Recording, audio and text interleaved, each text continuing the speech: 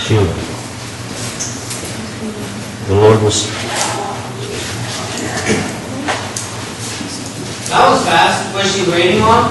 No, I bet she's guaranteed a heavy crown. She was a missionary to Africa. I bet her heavenly rewards are endless.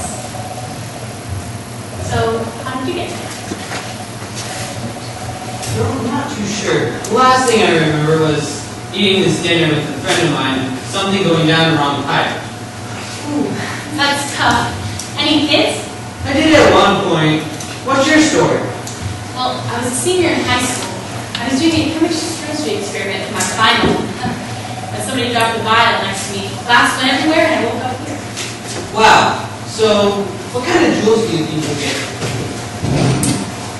Maybe one sapphire? That's it? That's all you want? One jewel? Well, I was young. I mean, I didn't have time to do a lot. So tell me, what's your story? How did you get here instead of the other place? It's a long story. You probably don't have the time. That's all we have this time. Well, I've been living on the streets for ages. Wasn't born that way. I just had a bad run of luck, so to speak. I had a wife and a son. One night, my son had a serious asthma attack and passed away after that. So did my love life. Wow. So, how did you find the Lord? Well, it's funny, but I used to hang out at this breakfast-only coffee shop at closing, mainly because they throw out their leftover stash. And one night, some kids were singing in the park behind the coffee shop.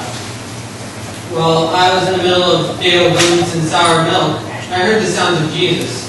I picked up my coffee and walked over to their makeshift stage where they're acting out a skit to music.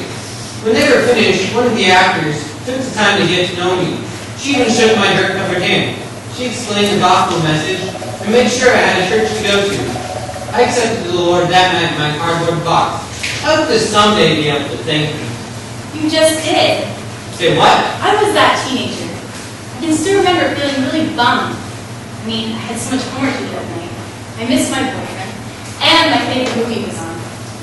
But my friend had to convince me to go. Once I went, my heart went out to all the people around me. And you looked so lost.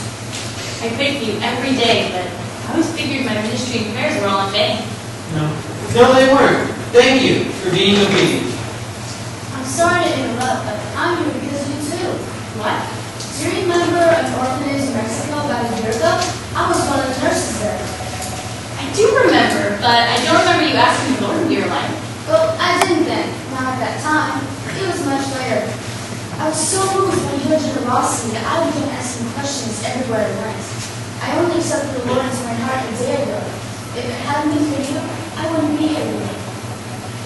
Wow. I always thought nothing I did mattered. No, it does matter. You've done something eternal. Brenda, the Lord will see you now. Well, I guess this is it. You know what, Brenda? I think you're wrong. I think you get a whole trunk full of sapphires.